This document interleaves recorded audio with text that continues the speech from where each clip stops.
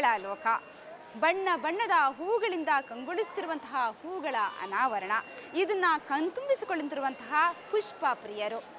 ಇದು ಲಾಲ್ಬಾಗ್ನಲ್ಲಿ ನಡೀತಿರುವಂತಹ ಫಲಪುಷ್ಪ ಪ್ರದರ್ಶನದ ಸ್ಪೆಷಾಲಿಟಿ. ಇದೇ ಇವತ್ತಿನ ವಿಶೇಷ. ನಾನು ಮಮತಾ.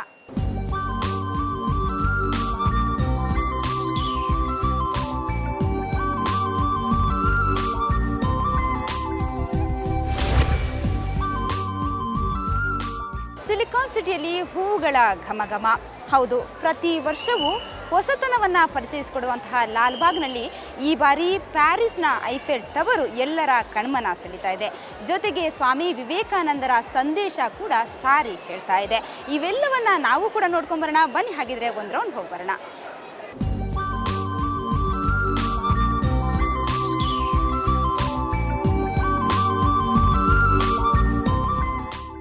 ಕೆಂಪು, ಗುಲಾಬಿ, ನೇರಳೆ ಬಣ್ಣಕ್ಕೆ ಭಾಷ್ಯ ಬರೆಯುವ ಸಮಯವಿದು. ಕಣ್ಣು ಹಾಯಿಸಿದೆಡೆಯಲ್ಲ ಮನಸೂರೆಗೊಳ್ಳುವ ಹೂಗಳ ರಾಶಿ. ಸಸ್ಯಕಾಶಿ ಪುಷ್ಪಕಾಶಿಯಾಗಿ ಬದಲಾಗುವ ಅಪೂರ್ವ ಕ್ಷಣಗಳಿವು.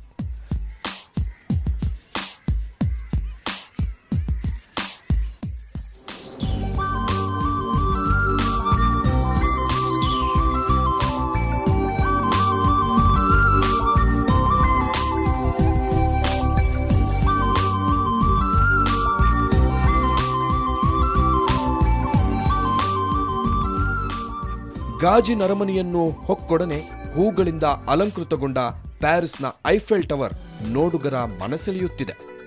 ಹೂಗಳ ಸೌಂದರ್ಯದೊಂದಿಗೆ ನೆಮ್ಮದಿಯ ಸುಳಿಯೊಂದು ರಸಿಕರ ಎದೆಯಲ್ಲಿ ಮನೆ ಮಾಡುತ್ತಿದೆ.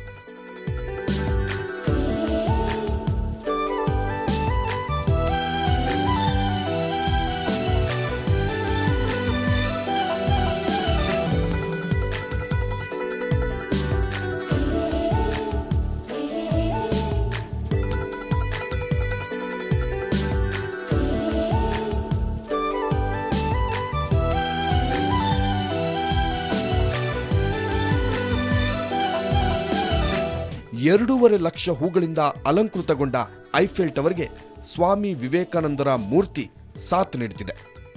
ಏಳಿ ಎದ್ದೇಳಿ ನಿಲ್ಲದಿರಿ, ಗುರಿ ಮುಟ್ಟುವ ತನಕ ಅನ್ನೋ ಮಾತು ಇಲ್ಲಿ ಹೂಗಳ ನಡುವೆ ಪ್ರತಿಫಲಿಸುತ್ತಿದೆ.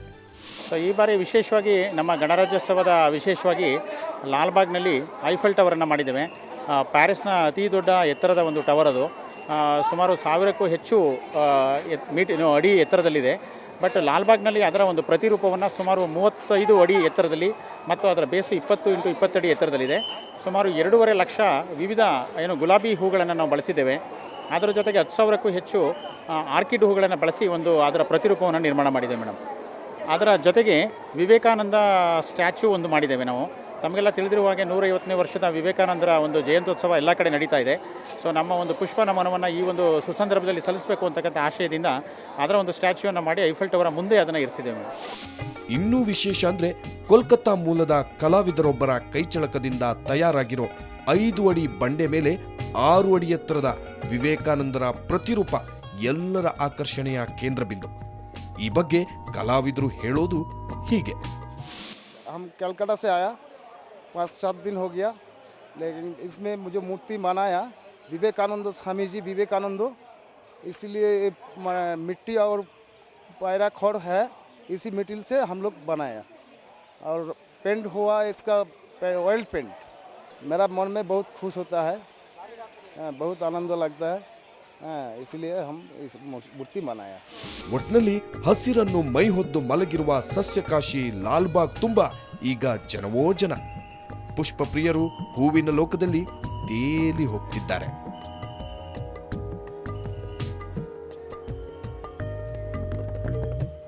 ಪುಷ್ಪಾಲಂಕೃತವಾದಂತಹ ಐಫೆಲ್ ಟವರ್ ಒಂದೆಡೆಯಾದರೆ ಇನ್ನೊಂದೆಡೆ ಪುಷ್ಪ ಕನ್ಯೆ ಎಲ್ಲರನ್ನ ಸ್ವಾಗತಿಸುತ್ತಿದ್ದಾಳೆ. ಜೊತೆಗೆ ಈ ಬಾರಿ ಗಾಡಿಯಲ್ಲಿ ವಿವಿಧ ರೀತಿಯ ತರಕಾರಿಗಳು ಪುಷ್ಪ ಪ್ರಿಯರನ್ನು ಗಮನ ಸೆಳೀತಾ ಇದೆ. ಬನ್ನಿ, ಹಾಗಿದ್ರೆ ಇದರ ನಡುವೆ ಕೂಡ ನಾವೊಂದು ರೌಂಡ್ ಹೋಗಿ ಬರೋಣ.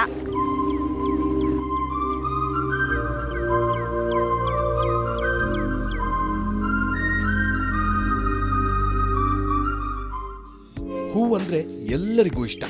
ಅದರಲ್ಲಿ ಬೆಂಗಳೂರಿನ ಲಾಲ್ಬಾಗ್ನ ಫಲಪುಷ್ಪ ಪ್ರದರ್ಶನವೆಂದ್ರೆ ಅದೊಂದು ಭೂಮಿಗಿಳಿದ ಸ್ವರ್ಗಲೋಕ. 100 ಹೂಗಳು ಒಮ್ಮೆಲೆ ಅರಳಿ ನಿಂತು ಘಮಘಮಿಸುತ್ತವೆ. ರಸಿಕರನ್ನು ಮತ್ತೆ ಮತ್ತೆ ತಮ್ಮೆಡೆಗೆ ಸೆಳೆಯುತ್ತವೆ.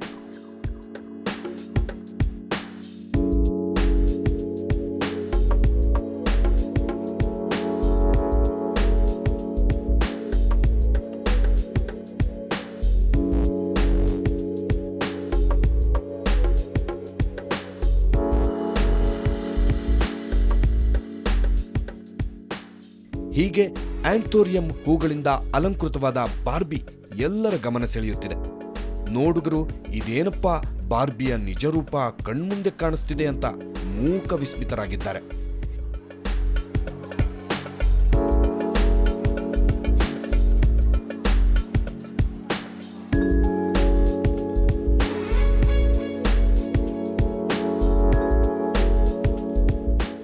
ತುಂಬ ಚೆನ್ನಾಗಿದೆ, ಬೇರೆ ಕಡೆ ಎಲ್ಲೂ ಸಿಗಲ್ಲ ಎಲ್ಲ ಥರ ಫ್ಲವರ್ಸ್ ಒಟ್ಟಿಗೆ ನೋಡೋಕ್ಕೆ.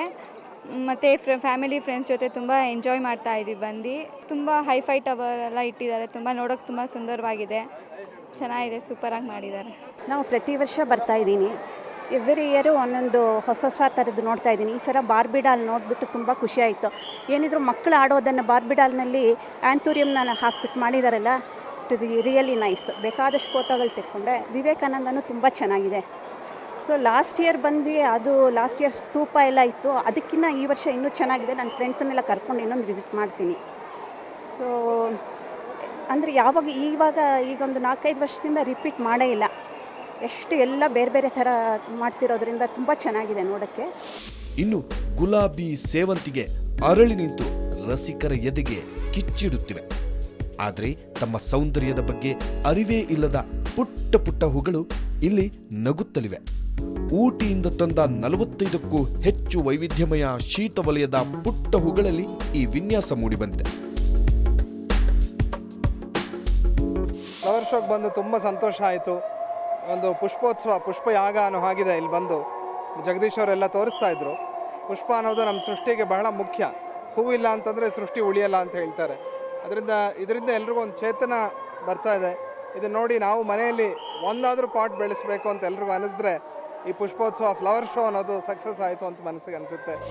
ಅಷ್ಟೇ ಅಲ್ಲ, ಟೊಮೆಟೊ, ಕ್ಯಾರೆಟ್ ಹೀಗೆ ವಿವಿಧ ಬಗೆಯ ತರಕಾರಿಗಳನ್ನು ಹೊತ್ತು ಸಾಗುವ ಮರದ ಗಾಡಿ ಪರಿಸರ ಪ್ರಿಯರಿಗೆ ಮುದ ನೀಡುತ್ತಿದೆ. ಪ್ರಮುಖ ಆ್ಯಕ್ಚುಲಿ ಈಗ ನಮ್ಗೆ ಈಗಾಗಲೇ ಕಳೆದ 3 ದಿವಸಗಳಿಂದ 75,000ಕ್ಕೂ ಹೆಚ್ಚು ಜನ ವೀಕ್ಷಣೆ ಮಾಡಿದ್ದಾರೆ. ಇನ್ನೂ ಕೂಡ ನಮಗೆ 6 ದಿವಸ ಬಾಕಿ ಇದೆ. ಹಾಗಾಗಿ ಒಟ್ಟಾರೆ ನಮಗೆ 5 ಲಕ್ಷಕ್ಕೂ ಹೆಚ್ಚು ಜನ ವೀಕ್ಷಣೆ ಮಾಡ್ಬೋದು ಅಂತಕ್ಕಂಥದ್ದು ನಮ್ಮೆಲ್ಲರ ನಿರೀಕ್ಷೆ. ಇಲ್ಲ, ಈಗಾಗಲೇ ನಾವು ಪ್ರದರ್ಶನ ನಮ್ಮ ಮಾನ್ಯ ನಿರ್ದೇಶಕರು ನಿಗದಿ ಮಾಡಿರ್ತಕ್ಕಂಥದ್ದು 11 ದಿವಸಗಳು. ಅಂದಹಾಗೆ ಪುಷ್ಪ ಪ್ರದರ್ಶನ ಆಹ್ಲಾದಿಸಲು ಈ ಬಾರಿ ಸುಮಾರು 5 ಲಕ್ಷ ಪುಷ್ಪ ಪ್ರಿಯರು ಬರುವ ನಿರೀಕ್ಷೆ ಇದೆ ಅಂತಾರೆ ತೋಟಗಾರಿಕಾ ಇಲಾಖೆ ನಿರ್ದೇಶಕರು.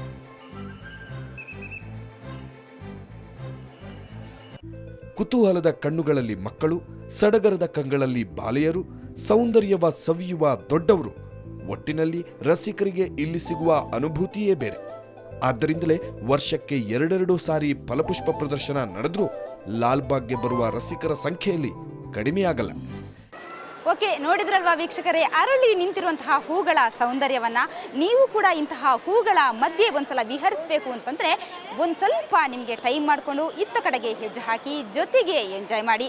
ಇದಿಷ್ಟು ಇವತ್ತಿನ ವಿಶೇಷ. ನೇರ, ದಿಟ್ಟ, ನಿರಂತರ ಸುದ್ದಿಗಾಗಿ ನೋಡ್ತಾ ಇರಿ ಸುವರ್ಣ ನ್ಯೂಸ್.